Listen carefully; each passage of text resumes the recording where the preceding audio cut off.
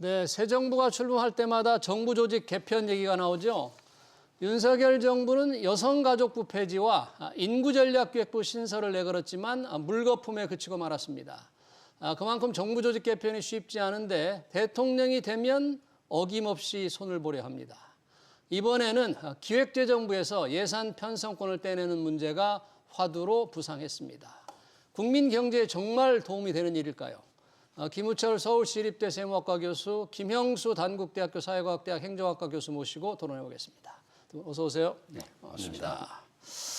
자, 대선을 앞두고 새 정부가 출범하면 늘 정부 조직 개편 얘기 나오는데 이번에도 각 당이 국민의힘, 민주당 여러 가지 생각을 하는 것 같습니다. 특히 기획재정부에서 예산 편성권을 떼내서 기획재정부를 쪼개자 이런 주장이 민주당 중심으로 나오고 있습니다. 자, 예산 기능 분리 과거에는 어땠는지 잠깐 뒤돌아보겠습니다. 김영수 교수님, 네. 기획재정부에서 예산 편성 기능이 한 부서로 돼 있는데 어떻게 역대로 정부는 어땠습니까? 큰 틀에서 보면 합했다 뗐다. 합했다 뗐다. 두 개죠. 예. 그런데 이제 이 정부 조직 개편을 얘기할 때는 예. 구조적 관점과 기능적 관점을 본다면 자, 이번에 논의가 네. 구조에 대한 변화냐, 기능적 조정이냐 네. 하는 관점도 필요할 것 같고 구조냐, 기능이냐. 예산을 어떻게 바라볼 것이냐. 예. 우리가 이제 통상 예산의 과정을 3년이라고 그러거든요. 예. 그러면 정부에서 예산을 짜고 또 입법부를 거치고 집행하고 예산을 통과해서 집행하고 또 결산하는 과정이잖아요. 네. 그랬을 때 국가라고 하는 게 좀 긴 안목에서 투자해야 될 곳이 있고 네. 또 단기적으로 문제를 해결해야 될 것이 있고 그래서 이제 흔히 말하는 긴 플래닝이 있고 구체적인 프로그램을 통해서 해결하고 이런 과정을 이제 통해서 갈 수가 있는데 지금 그동안 정부가 이제 지금 논점은 기획 기능 흔히 말하는 이제 기획 예산 기능, 그다음에 재정 정책이나 지금 이제 금융 정책은 금통위로 이미 분리가 돼 있는 상태란 금융위원회로 말이죠. 가 있죠. 그러니까 네. 이 개편이 이걸 다 포괄하는 것인지 아니면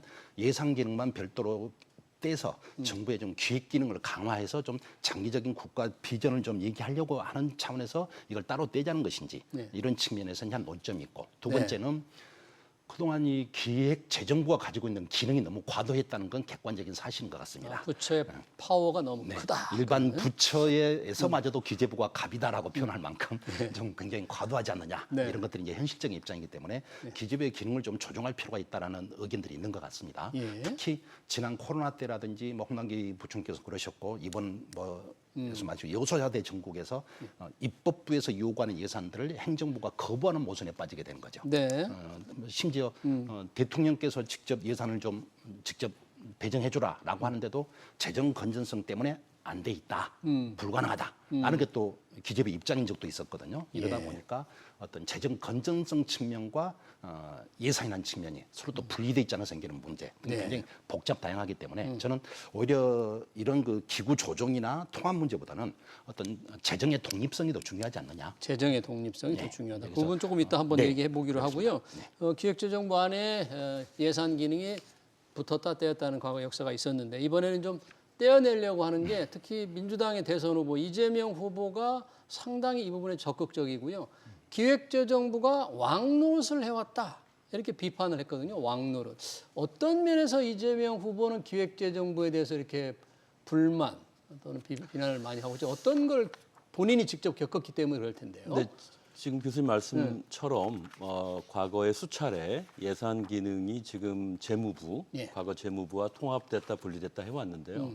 주로 개발 독재 시대에는 이제 경제기획원 모델이라고 해서 총괄 사령탑을 했죠. 경제기획원. 재무부가 따로 있었고, 근데 YS 김영삼 대통령 때 이제 이게 처음 통합이 됩니다. 그런데 문제는 이제 외환위기가 임기 말에 있었고 김대중 정부 들어서면서 그 책임을 묻는다는 차원에서 다시 또 분리되는 그때 기획예산처와 재무부로 분리되는 과정을 기획예산처. 겪었고요. 그래서 네. 김대중 노무현 대통령 때는 사실은 이제 분원상이 돼 있었죠. 근데 다시 또 이명박 대통령 들어서면서 네. 재정과 세제가 세입세출이 한 군데서 있어야지 군데서 어떻게 해야 이게 따로 가느냐. 그래서 다시 또 통합을 합니다. 네. 그런 것이 현재 기획재정부까지 이르게 됐는데 지난 문재인 정부 때는 이제 확대 재정을 아주 강하게 주장을 했는데 당시 이제 세입 여건을 들어서 기재부가 다소 소극적인 모습을 보인 적도 있었죠. 기획재정부가 문재인 정부의 그리고 이제 윤석열 정부 들어와서 재정 기조가 변하지 않습니까? 건전 재정으로. 건전재정. 거기에 비해서 이제 야당, 다수당인 야당은 아직 경기가 회복이 안 됐고 어려운 우리 국민들이 있기 때문에 예. 여전히 이제 확대 재정을 해야 한다. 그래서 추경을 강하게 수차례 고집을 했었죠. 국회에서. 다수당의 이제 권능이자 예산에 개입할 수 있다는 명분을 들어서 기재부를 압박을 했는데 기재부는 과거보다 더욱 악화된 세입 여건, 우리 두 차례의 세입 결손이 있었기 때문에 추경 요구는 기재부로서는 사실 수용할 수는 없었거든요. 국관직이니까 나라 살림을 좀 잘 재정 해야죠. 여력이 이미 소진된 상태에서 세입 결손이 오니까 그런 경기 부양용 추경 요구를 그 야당의 요구를 받아들일 수가 없었고 거기에 반해서 이재명 대표는 과거 어느 야당 대표 못지않게 그 국회 특히 야당의 예산 편성 과정의 개입을 주장하신 분이거든요. 충돌이 있을 수밖에 없었죠. 그래서 이재명 대표는 추경 요구가 번번이 거절당하고 예. 확대 재정도 거부당하고 그다음에 예산 편성에서 자신이 원하는 각종 지원 정책들 예를 들어서 이번에 추경에 들어갔습니다마는 지역사랑 상품권 네. 이런 것들이 이제 깎이고 제외되면서 이제 기재부가 너무 제멋대로다. 예. 과거 문재인 정부 때는 대통령의 어떤 지시도 잘 먹히지 않지 않았느냐 이런 이제 핑계를 대면서 이번 새 정부가 들어서게 되면 조직 개편을 통해서 집중된 기획재정부의 권한을 분산시키겠다. 예. 지금 그런 상황이 있습니다. 네, 그러네요. 이재명 대표의 과거의 경험 때문에 기재부에서 자신이 원하는 예산 편성 어떤 간섭이 제대로 잘 안 되니까 좀 쪼개고 싶은데 만약에 예산 기능을 좀 떼어낸다면 기획재정부에서 떼어난 이유는 저희가 좀 어디로 가야 되는 문제를 조금 이따 얘기하기로 떼어낸다면 기획재정부에 남는 거는 국가 경제에 대한 미래 기획, 세금 뭐 좀 컨트롤 경제부처 컨트롤 타워 역할을 전혀 못할 것 같은 생각도 듭니다. 만약에 떼어낸다면. 근데 이 말씀하신 거 보면 기재부가 행정부 밖에 있는 독립된 부서처럼 느껴져요. 행정부의 한 부처인데. 네. 기재부가 부총리시잖아요. 부총리니까 이제 위에 경제부총리니까. 국무총리 계시고 예. 우리가 놓치고 있는 것 중에 하나 중요한 것 중에 하나가 국무총리실 산하에 국무조정실장이 있어요. 장관급. 장관급이잖아요. 예. 굉장히 중요한 조정 기능이 있습니다. 네. 그다음에 그 위에 국무총리가 계시고 대통령이 계시기 때문에 그게 떼낸다고 해서 컨트롤 타워가 없어진다. 그래서 이제 대부분 또 대통령 비서실 안에 예. 또 예산 관련된 있는 조율하는 또 기능이 또 있기 때문에 뭐 지금 자꾸 정부 조직 개편하자고 하는 논의 속에서 뭐 뭘 만들자 신설하자 이러는데 이미 시스템이 돼 있는데 예. 그 시스템이 정상적으로 작동하지 않는 것이라는 게 문제인 것이지 자꾸 시스템을 또 개편해서 또 시스템 적응하면 또 정권이 바뀝니다. 예. 공무원은 늘공이고요. 예. 대통령은 어공입니다. 그렇죠. 5년만 버티면 됩니다. 예. 이제 우리가 그렇게 해서 국가 미래를 말할 수 있겠느냐. 이 거대한 예산들을 어떻게 쓸 것이냐 하는 것이지. 그런 점에서는 컨트롤 타워의 문제는 당연히 행정부의 대통령이 새롭게 들어오시면 예. 컨트롤 타워가 될 수밖에 없을 것이고 예. 다만 여소야대 정국이 유지됐을 때 이때 이제 기재부가 양쪽의 눈치를 보는 거죠. 이 과정에서 예산 과정이 굉장히 정치적인 교란 속에서 좀 객관적이고 공정한 집행이 어려울 때가 있다.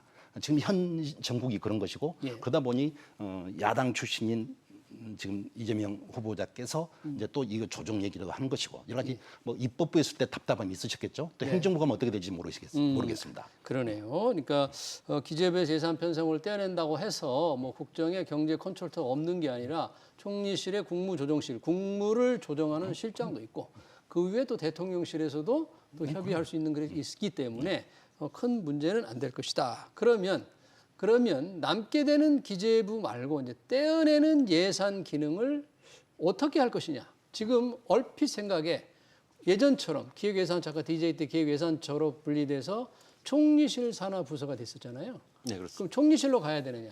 아니면 지금 민주당에서는 대통령실 직속으로 두겠다라는 지금 주장도 하고 있는데 어느 뭐 장단점이 좀 있을 것 같긴 합니다만. 네, 지금 분리를 주장하는 민주당이 이제 집권하게 된다면 예.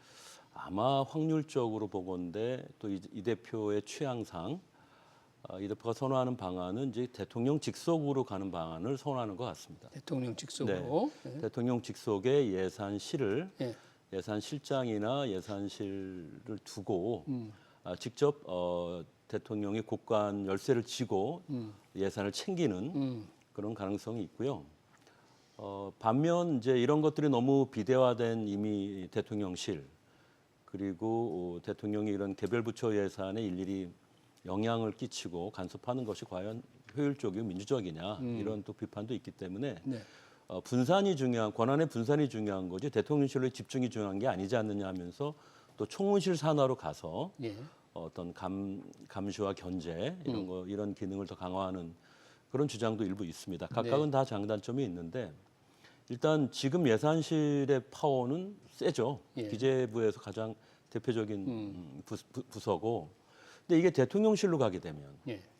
이제 대통령실의 역할을 이제 하는 것이기 때문에 예. 지금보다 더 강해집니다. 더 강해지, 더 막강해지는 더 각 거죠? 개별 부처의 예산에 이제 되고 안 되고 규모를 정하고 하는 기능적인 측면에서 훨씬 더 강화되고 조금 더 폐쇄적이 될 수가 있는 거죠. 폐쇄적이 예, 될 수가 그리고 있다. 국회로부터의 견제에서 아무래도 기재부에 있는 때보다는 더 보호를 받습니다. 그렇기 때문에 이 방식이 과연 대통령이 약속한 공약 사업이나 예. 주요 국정 사업을 자신이 희망하는 방향대로 추진할 수 있는 주도권이나 이제 실행력은 높이겠지만 예. 이게 과연 자율적인 편성이 중요하고 투명한 예산 편성이 중요한 것인데 이 원칙에는 오히려 위배될 수 있는 거죠. 그럼 교수님은 어떻게 저 개인적으로는 대통령실보다는 만약 분산과 감시가 필요하다면 총리실 산하가 낫고 그거보단 단순히 조직을 찍고 붙이고 하는 것보단 그건 우리 수차례 해봤지만 결정적인 차를 갖고 오지는 않았거든요. 그럼 중요한 건 뭐냐? 사실 말씀대로 기재부 권한이 좀 강하죠. 예. 그러니까 분산은 맞는데요. 대표적으로 공공기관이나 공기업관리위원회는 총리실 산하로 가는 게 괜찮은데 예. 굳이 예산과 세제를 나누어서 관리하게 되면 잃는 게 더 많다. 조직은 더 늘어나게 됐습니다. 그러니까 실장이나 장차관자리 늘어나니까 공무원한테 꼭 나쁘진 않아요. 자리가 늘어나니까. 그렇지만 재정과 세제는 동전의 앞면 뒷면이기 때문에 같이 가야 되고 그래서 중요한 것은 예산의 자율 편성이 부처가 자율 편성하는 지금 그게 원칙이거든요. 예. 그리고 국무회의를 통해서 예. 재정전략회의를 통해서 각 부처별 예산 한도를 정해주는 방식이에요. 흔히 말하는 탑다운 방식이죠. 탑다운과 부처 자율 편성이 더 중요한 건데 지금 기재부 예산실에서 개별 부처의 미시적인 예산에까지도 손을 대는 건 사실이거든요. 그래서 저는 그 재정전략회의를 국무회의 차원으로 격상시키고 예. 거기에서 부처별 총액 한도를 정하고 나머지는 부처 자율 편성에 맡기고 매우 공개적이고 투명하게 가는 게 맞겠다. 예. 그리고 기재부의 조정 능력만 조정하는 능력 정도만 좀 남겨두고 알겠습니다. 나머지 주도적인 편성권은 분산시키는 게 맞다 이렇게 보고 네, 있습니다. 그러니까 그리고 한 가지 더 한다면 외부에서 이런 예산과 재정 운영과 관련된 감시기구, 독립적인 감시기구 이걸 두어서 정부가 어떻게 보면 국민의 대의에 달라지거나 예. 재정 건전성을 위배하거나 비효율적으로 운영을 할 때 그걸 견제하는 기구를 두는 것도 이번에 좋은 기회가 될 것 같다 이렇게 보고 있습니다. 예, 조직을 단순하게 나누어서 어디로 붙인다 이런 문제가 아니라 뭔가 좀 예산의 자율 편성 기능을 좀 더 확대하는 게 좋겠다. 그리고 기재부의 좀 과도한 힘의 집중은 조금 분산시키는 게 좋겠다. 그런데 김 교수님, 다른 나라는 혹시 우리가 좀 참조할 다른 나라는 좀 어떻게 돼 있나요? 우리 지금 하나로 뭐 기재부 포함돼 있나요? 아니면 대통령실 뭐 이렇게? 이제 뭐 흔히 통합형. 예.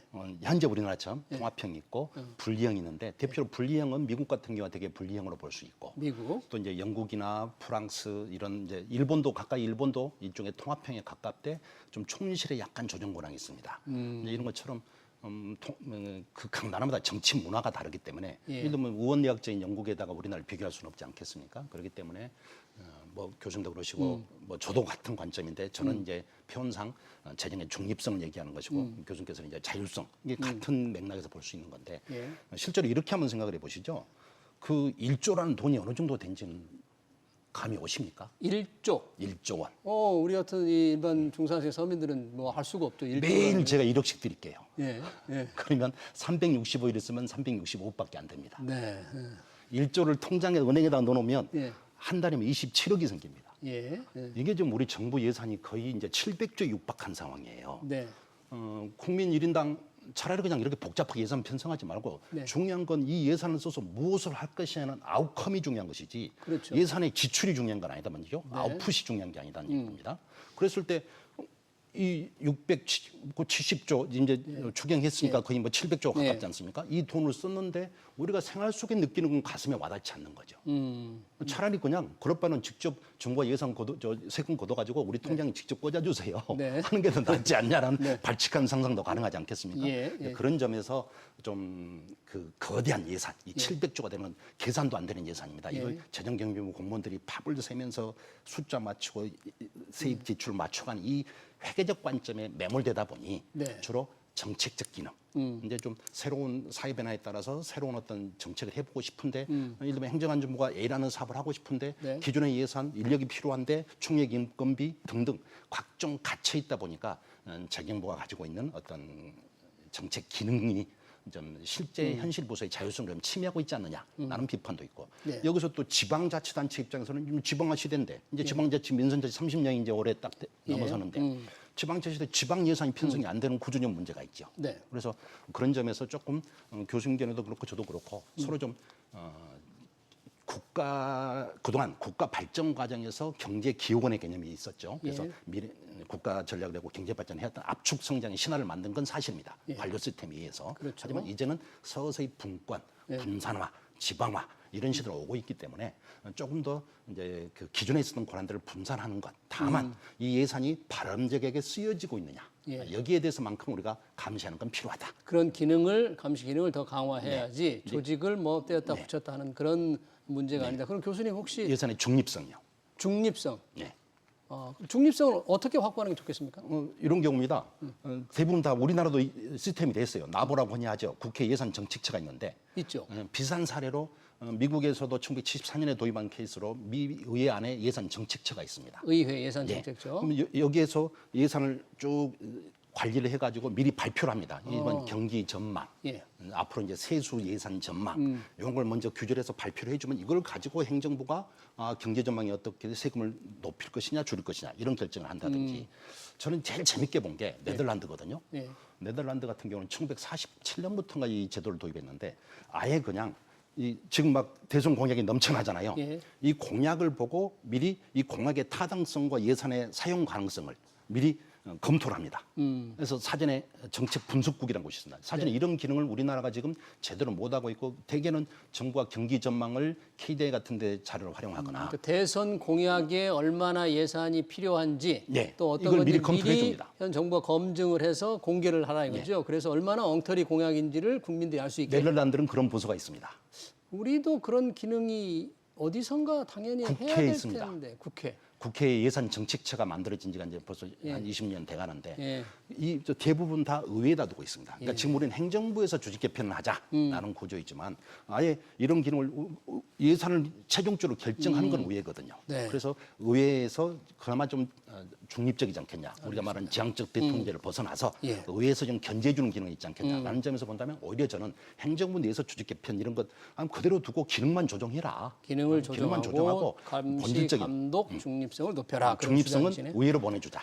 그런데 현재 아까 잠깐 김은철 교수님 이제 민주당 쪽에서는 이 편성 기능을 대통령실로 좀 두고 싶어 할 거다 그랬잖아요. 네네. 만약에 그리 간다면 아까 잠깐 언급을 하셨는데 그렇지 않아도 지금 뭐 제왕적 대통령제라고 그러지 않습니까? 이게 과연 정치가 이 어떤 행정 예산을 완전히 주물러서 뭐 정치적 이해관계에 따라서 예산을 집행하고 세우고 집행하는 그런 상황이 될 때 이러면 많은 부작용이 우려된다고 봐야지 않겠어요? 지금 많은 분들이 기재부의 권한이 집중되어서 흔히 말하는 모피아 옛날에. 시절을 연상시킬 만큼 기재부의 어떻게 보면 부처 이기주의가 조금 강하다.